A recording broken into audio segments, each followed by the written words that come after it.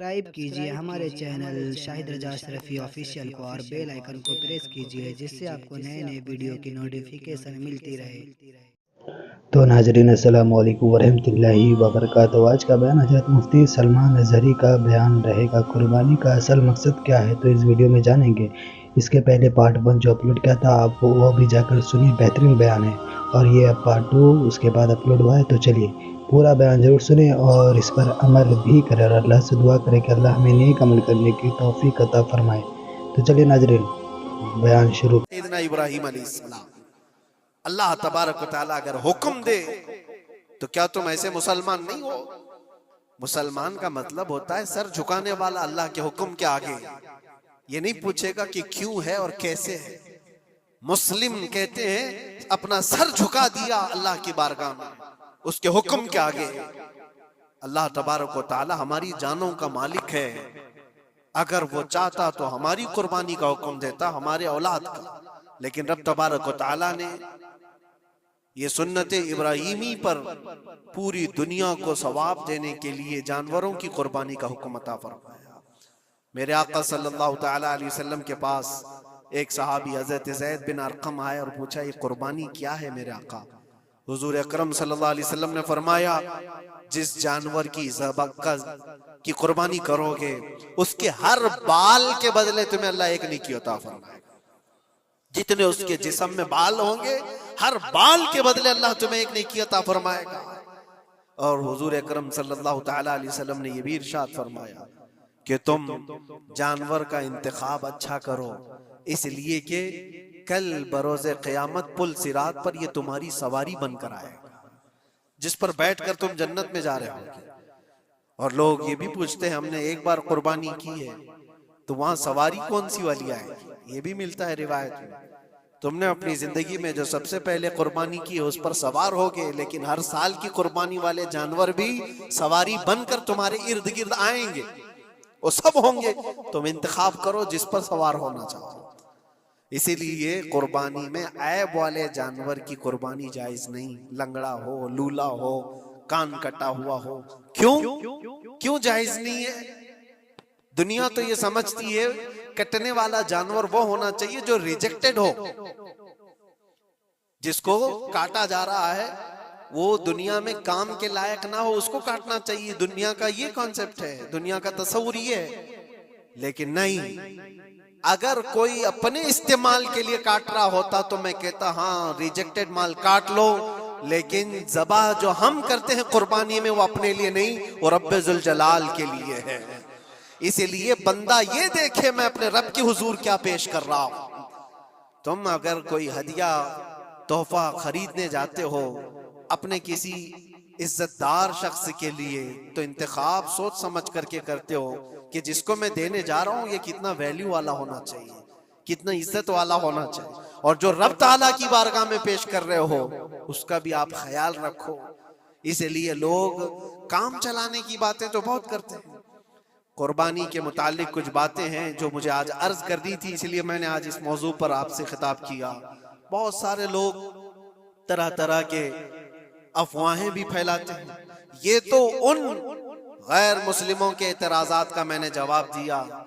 دنیا بھر میں ہمارے اوپر الزام کہ یہ لاکھوں جانوروں کو ایسی ذبح کر دیتے، کاٹ دیتے ہیں، لیکن میرے عزیزو یہی وہ دنیا ہے جو ایک طرف تو جانوروں کی حمایت اور محبت کی بات کرتی ہے اور دوسری طرف ان کے بڑے بڑے ملٹی نیشنل کمپنیاں جانوروں کو بے دریغ ذبح کرتے ہیں، قتل کر رہے ہیں، کھانے میں بھی استعمال کر رہے ہیں، اور صرف اتنا ہی نہیں، سارے جانوروں کی کھالیں، لیدر کی بیگ، لیدر کے جوتے، لیدر کے بیلٹ، لیدر کی ٹوپیاں، لیدر کے جاکٹ سب بنا کر کے دنیا پہن رہی ہے اور قیمتی چیزوں میں اس کو شمار کیا جاتا ہے۔ ان سے کوئی سوال نہیں کرتا کہ یہ سب چیزیں کہاں سے تم لائے، یہ سب چیزیں تم کہاں سے لائے؟ کیا بغیر کسی جانور کے ذبح کیے ہوئے اس کی کھال کا استعمال کرتے ہو؟ لیدر کا استعمال تو ساری دنیا بڑے فخر سے کر رہی ہے، حتیٰ کہ گھروں کے استعمال کرنے والے صوفے اور کرسیوں پر تک استعمال ہے، اپنی بیٹھنے والی گاڑیوں میں کار کی سیٹ پر تک استعمال ہے، تمہارے پہننے والے جوتے، تمہارے پہننے والے بیلٹ، تمہارے پہننے والے جاکٹ، سب جگہ تمہارا استعمال ہے۔ اور صرف میں یہ نہیں کہہ رہا کہ دنیا میں صرف مسلمان استعمال کرتے ہیں، ساری دنیا لیدر کا استعمال کرتی ہے. یہ لیدر کہاں سے آتا ہے؟ تو یہ دغلا پن، یہ جو ڈبل رول ہے، ڈبل سٹینڈ، ایک طرف حمایت کی بات کرنا اور دوسری طرف بے دریغ ذبح بھی کرنا، یہ سب چیزیں دنیا کو بیوقوف بنانا اور اسلام کے خلاف ایک پروپیگنڈا پھیلانا. لیکن اے مسلمان، ذہن و دماغ میں کسی ایسے ماڈرن کلچر کے ایسا کوئی فریفتہ ہو، اس کی باتوں میں آ کر تم یہ سوچو کہ نہیں اتنے پیسے میں قربانی کے بجائے صدقہ کر دوں، کسی غریب کو دے دوں، ناجائز ہے. تمہارے اوپر سے قربانی کا وجوب ختم نہیں ہوگا، وہ اسی طرح سے باقی رہے گا اور گنہگار بھی رہو گے. اللہ کریم سے زیادہ تم رحم کرنے والے نہیں ہو، اللہ ارحم الراحمین ہے. اللہ ارحم الراحمین ہے. جب وہ حکم عطا فرما رہا ہے تو کیا تمہارے دل میں اس سے بھی زیادہ رحم ہے؟ تو قربانی کے دنوں میں صرف قربانی ہی ہوگی. اب کچھ جو چیزیں ایسی ہیں پھیلائی گئی. دیکھیں ایک بات میں آپ کو بتاؤں، اللہ کے نبی صلی اللہ تعالی علیہ وسلم رحمت للعالمین ہیں، سب کا ماننا عقیدہ ہے. وہ رحمت للعالمین رسول صلی اللہ علیہ وسلم نے خود اپنے ہاتھوں سے قربانی فرمائی، اور ایک دو نہیں، 100 اونٹ آئے تھے، جس میں سے 63 اونٹوں کو میرے آقا صلی اللہ علیہ وسلم نے نحر فرمایا. 63 اونٹوں کو خود حضور نے ذبح فرمایا، اور اس کے بعد حضرت علی مرتضیٰ شیر خدا رضی اللہ تعالیٰ عنہ کو دیا، باقی کے اونٹوں کو تم ذبح کرو. نبی پاک صلی اللہ تعالیٰ علیہ وسلم نے یہ جو 100 اونٹوں کو ذبح فرمایا تھا، یہ اپنے حج کے موقع پر. اور اس کے علاوہ ایک حدیث پاک میں یہ بھی ہے، حضور اکرم صلی اللہ علیہ وسلم نے جو 2 چت کبرے بکرے ذبح کیے تھے. چت کبرے کس کو کہتے ہیں؟ 2 کلر والے، بلیک اینڈ وائٹ جو ہوتے ہیں، ابلق ان کو کہتے ہیں عربی میں. 2 مینڈے ذبح فرمائے، ایک نبی پاک صلی اللہ تعالی علیہ وسلم نے اپنی جانب سے قربان فرمایا، اور دوسرا پوری امت کی طرف سے قربان فرمایا. یہ رسول پاک صلی اللہ تعالی علیہ وسلم کے، اسی لیے تو میں عرض کرتا ہوں میرے عزیزو، ہمارے امام نے سچ کہا، جو نہ بھولا ہم غریبوں کو رضا، یاد اس کی اپنی عادت کیجئے. قربانی سال میں 1 مرتبہ ہو رہی ہے، رسول پاک صلی اللہ تعالی علیہ وسلم قربان کر دیتے اپنے نام سے، وہ تو کیا ہی، لیکن قیامت تک آنے والی اپنی امت کی طرف سے بھی خود اپنے ہاتھ سے قربانی فرمائے. آج امت یہ پوچھتی ہے میرے عزیزوں، قربانی کے لیے 1400 سال پہلے تمہارے رسول نے تمہاری جانب سے قربانی کی، اور اللہ نے جس کو استطاعت دی، جس کو طاقت دی، میں یہ چاہتا ہوں کہ تمہارے اوپر جو قربانی واجب ہے، اپنی قربانی کرو، ساتھ میں ایک اور قربانی میرے مصطفیٰ کی طرف سے کرو، حضور اکرم صلی اللہ علیہ وسلم کی طرف. جبکہ ان کے احسان کا بدلہ پوری امت نہیں ادا کر سکتی، لیکن ہم ہدیہ تشکر کے طور پر اپنی طرف سے پیش کر سکتے ہیں. اور کچھ لوگوں نے یہ سمجھ رکھا ہے، ایک بکرا لے کر کے آتے ہیں پورے گھر والوں کی طرف سے قربانی، ایک بکرا پورے گھر والوں کی طرف سے قربانی. میرے عزیزو، بکرا ایک آدمی کی طرف سے ہی قربان ہوگا جو مالک نصاب ہے. گھر میں اگر 4 لوگ مالک نصاب ہیں تو چاروں پر قربانی ہے، شوہر پر بھی، بیوی پر بھی، بیٹے پر بھی، جو مالک نصاب ہے. مالک نصاب کا مطلب کیا ہے آپ جانتے ہیں؟ جس کے پاس 52.5 تولہ چاندی یا 7.5 تولہ سونا یا اس کے برابر کی قیمت ہو، دونوں میں سے کسی ایک کے برابر کی قیمت ہو. اس زمانے میں آپ کیلکولیٹ کر لو 52.5 تولہ چاندی کی قیمت کیا ہو سکتی ہے. اتنی اگر تمہارے پاس رقم ہے، اتنی مالیت ہے تمہارے پاس، تو تم مالک نصاب ہو اور تمہارے اوپر قربانی واجب ہے. قربانی تمہارے اوپر واجب ہے، اور قربانی واجب ہونے کے لیے سال بھر پیسے ہونا ضروری نہیں، قربانی کے دنوں میں اگر وہ مالک نصاب ہوا تب بھی اس پر واجب ہے. زکوٰۃ کا حکم الگ ہے، قربانی کا حکم الگ ہے. اور پورے گھر کی طرف سے ایک بکرا قربان کیا تو کسی کا بھی نہیں ہوا. اگر 4 لوگ گھر میں رہتے تھے اور چاروں کی طرف سے ایک بکرا ذبح کیا اور چاروں کا نام لیا گیا ہے، کے نام سے قربانی نہیں ہوئی، کیونکہ پرٹیکولر ایک ہی کی طرف سے قربانی ہو سکتی ہے.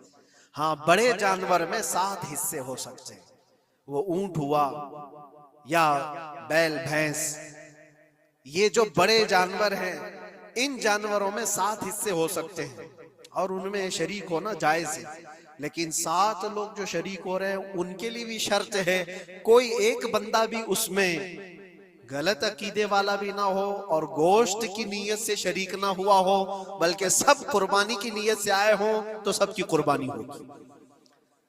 یہ خیال بھی رہے، ضروری ہے۔ اب حالات ایسے آ گئے کہ سب کے لیے ایک بکرا لینا اگر طاقت کے بر نہیں ہے، استطاعت نہیں ہے، تو وہ بڑے جانور میں حصہ لے سکتے، جہاں پر یہ قربانیاں ہو رہی ہیں شریک ہو سکتے۔ کچھ لوگوں نے یہ پروپیگنڈا بھی پھیلایا ہے ہمارے درمیان میں سے کہ بڑے کی قربانیاں جو ہوتی ہیں اجتماعی قربانیاں، یہ جائز نہیں ہے، آدمی کو اپنی قربانی کے وقت سامنے ہونا ضروری ہے۔ ایسی باتیں پھیلائی گئی ہیں۔ میں آپ کو حدیث پاک سناتا ہوں۔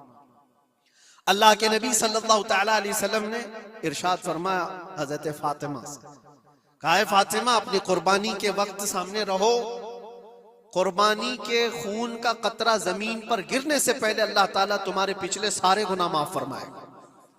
حدیث پاک ہے، لیکن ساتھ میں دوسری حدیث یہ بھی ہے، نبی پاک صلی اللہ تعالیٰ علیہ وسلم نے اپنی قربانی کا وکیل حضرت علی کو بنایا تھا کہ اپنی نیابت دے دی کہ میری طرف سے تم قربانی کرو۔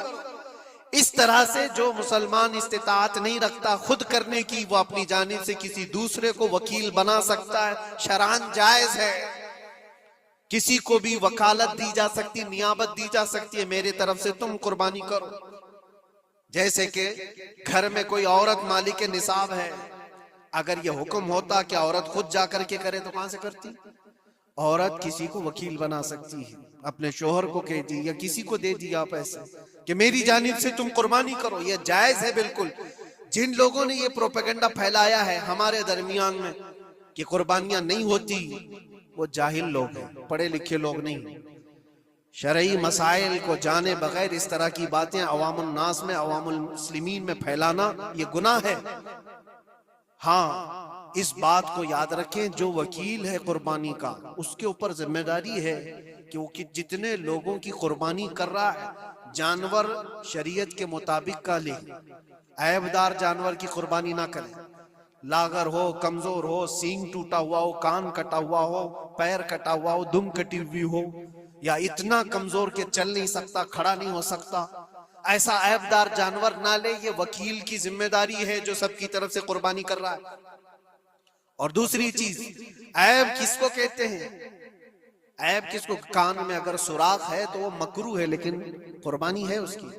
ہاں سینگ اگر بچپن اس کے پیدائشی نہیں آئے تھے تو جائز ہے اس کی قربانی، آئے تھے اور ٹوٹ گئے تو اس کی مقدار بتائی گئی ہے، 1/3 حصہ اگر ٹوٹا ہے تو اس وقت تک جائز ہے، اس سے زیادہ جڑ سے ٹوٹے ہوئے ہیں تو قربانی جائز نہیں۔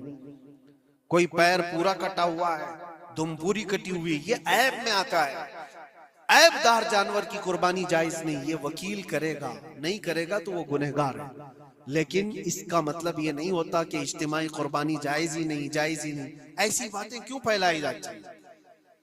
حدیث پاک میں ملتا ہے کہ نیابت اور دوسرے کو وکالت دینا جائز ہے۔ اب کچھ لوگ یہ بھی پھیلاتے ہیں کہ قربانی کے جو حصے لیے جاتے ہیں، گوشت دیا جائے تو اس کی قیمت الگ ہوتی ہے، گوشت نہ لو تو اس کی قیمت الگ ہوتی ہے، یہ سب پھیلی ہوئی چیزیں ہیں۔ اس کا ریزن بھی پتہ کرنا چاہیے، ایسی بغیر علم کے بات کرنے سے۔ 4000-5000 روپے کا ایک حصہ آتا ہے اگر شہر میں کوئی بڑا جانور ذبح کرے، کیونکہ مہنگا ملتا ہے بیل، اور باہر جب جا کر کے کوئی ذبح کر رہا ہے تو وہی ایک حصہ 1500 روپے میں 2000 میں ہو جاتا ہے۔ تو کچھ لوگوں کو یہ غلط فہمی پھیلائی جاتی ہے کہ یہ لوگ کرتے ہی نہیں ہیں اور ایسی پیسے وصولتے ہیں، ایسا نہیں۔ دور دراز کچھ علاقے ایسے ہیں، بنگال ہے، اڑیسہ ہے، اور بھی کئی علاقے بہار کے، جہاں پر بڑے جانور نہایت ہی سستے دام میں ملتے ہیں، بلکہ وہاں پر جانوروں کی قیمت صرف 5000 6000 اور 10000 کے نیچے ہوتی ہے، بڑے جانوروں کی جو ہم نے دیکھے ہیں۔ وہاں جا کر کچھ تنظیمیں قربانی کرتی ہیں، اگر وہ صحیح طریقے سے شریعت کے مطابق جانور لے کر کے کر رہے ہیں تو کوئی حرج نہیں، چاہے وہ 200 روپے حصے میں بھی کرتا ہو، کوئی حرج نہیں، قیمت میٹر نہیں کرتی، جانور میٹر کرتا ہے، جتنی بھی ہو رہی ہو۔ اس چیز کو آج وضاحت کرنا ضروری تھا، اس لیے میں نے آپ کے سامنے بیان کیا۔ غلط فہمیوں میں نہ پھیلے، غلط فہمیاں نہ پھیلائیں، خود بھی بچیں۔ ہاں، افضل کیا ہے؟ افضل تو یہ ہے کہ اللہ نے تم پر واجب کیا، تم جاؤ اپنے ہاتھ سے کرو، تم جاؤ، کیونکہ حدیث پاک میں ملتا ہے کہ تم اپنے ہاتھ سے قربانی کرو اگر طاقت رکھتے ہو، اس کے خون کا قطرہ گرنے سے پہلے تمہارے پچھلے سارے گناہ اللہ معاف فرمائے۔ یہ افضل ہے۔ یہ ساری باتیں تھیں جو عید قربان سے ریلیٹڈ تھیں۔ اللہ کریم ہم سب کو اس کی رضا کے لیے قربانی کرنے کی توفیق عطا فرمائے۔ لیکن ساتھ میں ایک بات یہ بھی یاد رکھیں، جب بندہ قربان کر رہا ہوتا ہے تو اس کے اندر یہ نیت بھی ہو، جیسے سیدنا ابراہیم علیہ السلام کو اللہ تعالیٰ نے کیا فرمایا تھا؟ 4 پرندے لو، ان کو ذبح کرو، ان کے سر اپنے پاس رکھو، ان کا قیمہ بنا کر 4 پہاڑوں پر رکھاؤ، اور پھر ان پرندوں کا نام لے کر کے بلاؤ، وہ زندہ ہو کر کے آ جائیں گے۔ کیونکہ ابراہیم علیہ السلام نے اللہ سے پوچھا تھا کہ اللہ تم مرنے کے بعد لوگوں کو زندہ کیسے کرتا ہے، میں دیکھنا چاہتا ہوں۔ تو رب تعالیٰ ان کو پریکٹیکل دکھانا چاہ رہا تھا کہ جاؤ ٹھیک ہے، ذبح کرو 4 پرندے اور ان کا قیمہ بنا دو، سر ان کے اپنے پاس رکھ لینا، اور ان کا قیمہ 4 پہاڑوں پر رکھ کر آؤ، اور پھر آ کر ان سروں کے پاس کھڑے ہو کر ان پرندوں کے نام لے کر بلاؤ، وہ آ جائیں گے۔ ابراہیم علیہ السلام نے اسی کیا، 4 پرندے لیے تھے۔ کیا کیا لیے تھے آپ کو میں بتاؤں؟ ایک مرغا تھا، ایک کوا تھا، ایک کبوتر تھا، اور ایک مور تھا۔ پرندوں کے نام یاد رکھ لیں، کوا ہے، مرغا ہے، کبوتر ہے اور مور ہے۔ چاروں کو ذبح کیا، ان کے سر اپنے پاس رکھے اور جسم کے سب قیمہ بنا دیا، اور 4 جگہ پر مکس کر کے ان کو رکھا ہے۔ پھر آ کر یہاں کھڑے ہوئے اور پکارا ان پرندوں کا نام لے کر، اللہ کے حکم سے آ جاؤ۔ وہ قیمہ ہوا میں اڑا، جسم بنا، اور ویسی بغیر سر کے اڑتا ہوا آیا اور اپنے اپنے سر سے جڑ کر کے وہ زندہ پرندہ ہو گیا۔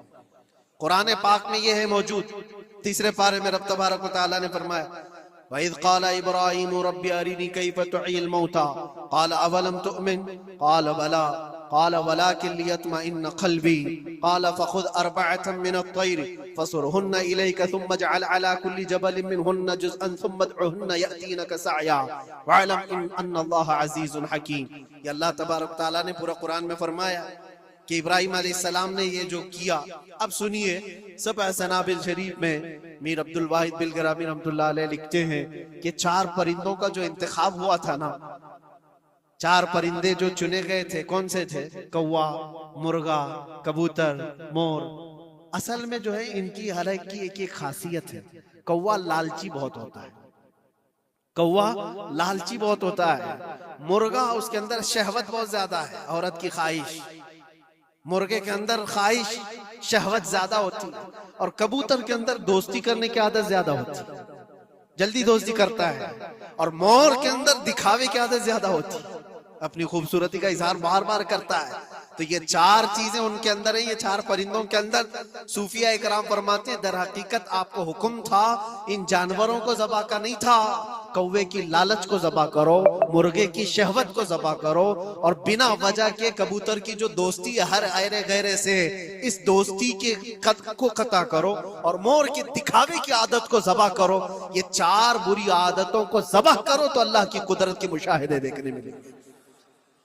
در حقیقت وہاں پر صوفیہ اکرام میں فرماتے ہیں، اور یہی بات ہے کہ شیطان کو جب کنکریاں مارنے کے لیے حجاج جاتے ہیں، وہ تو ایک پلر ہے جس کو کنکریاں مارتے ہیں، وہاں ایک پلر ہے، اس پلر کو کنکریاں مار کر کے آتے ہیں۔ لیکن میرے عزیزو، تصور یہ ہونی چاہیے زندگی بھر جو شیطان مجھے بہکاتا ہے میں اس کو کنکریاں مار رہا ہوں۔ اگر تمہاری نیت صالح ہوئی اور کنکری لگ گئی تو یقیناً زندگی بھر شیطان کی شرارتوں سے محفوظ ہو جاؤ۔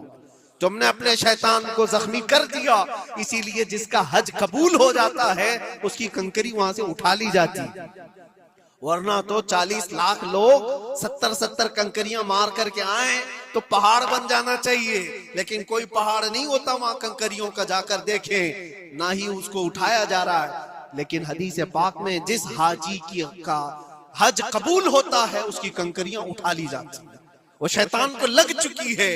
تو نیت کا दारो मदार है। इसीलिए सबसे पहले मैंने आयत यही पढ़ी, रब ताला फरमाता लन यनालल्लाह लुहुमुहा वला दिमाउहा वलाकिन यनालुहु तक़वा मिनकुम।